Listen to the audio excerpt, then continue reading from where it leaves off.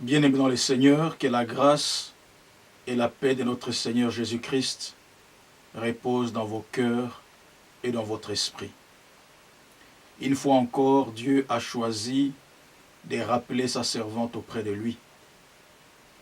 Au lieu de poser la question pourquoi et comment, nous aimerons à se rappeler la contribution positive que laisse derrière elle cette servante du Seigneur exceptionnelle en son genre. Pour nous qui l'avons à un moment de l'histoire côtoyée, nous aimerions vous faire revivre un bref résumé de sa vie. Comme Déborah, Dr Elisabeth Olangi, communément appelée Maman Olangi, s'était levée pour confronter un géant, un système qui opprime la famille, connu sous le nom de la coutume et la tradition. Sa fameuse phrase était aussi longtemps que les hommes seront dehors, les femmes en train de pleurer et les enfants rebelles, les messages du combat spirituel continuera à être prêché dans les mondes. Elle-même, victime de la coutume, a cru en Jésus-Christ et s'est engagée à faire de lui un délice, d'abord en les prêchant dans un petit groupe de mamans qui deviendra plus tard la CIFMC, la communauté internationale des femmes messagères du Christ. Son souci n'était pas d'avoir un grand ministère, mais c'était de sortir son foyer, son mariage, des griffes de la coutume. Et pour cela, elle s'est engagée auprès des serviteurs de Dieu, tant au Congo qu'à l'étranger, à préparer les terrains pour la conversion de son mari Papa Olangi.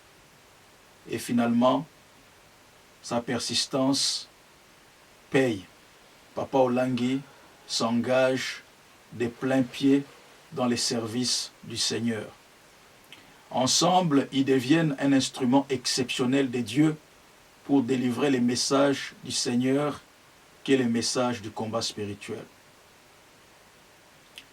Pour moi et ma femme, nous croyons que Maman Olangi avait atteint son objectif et elle pouvait s'arrêter là.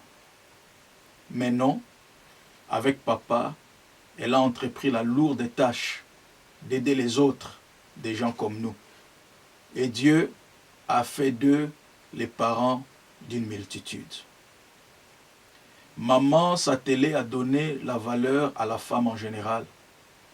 Et bientôt le monde commence à la remarquer et à les honorer. Successivement, elle a côtoyé les grands de son temps.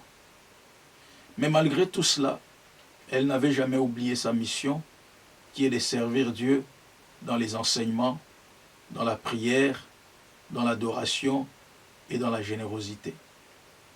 Pour nous, en un quart de siècle, Maman Olangi a fait un pas de géant. Elle a atteint son objectif au-delà de toute espérance, la conversion de son mari en premier, la libération des femmes des liens de la coutume et de la tradition, et finalement l'éclosion des hommes et des femmes de Dieu éparpillés aujourd'hui dans les 5 continents. Ce sont là des preuves que nous croyons indéniables de son impact. Maman Olangi a accompli sa mission. Et comme tout être humain, maman avait ses faiblesses, elle avait ses limites.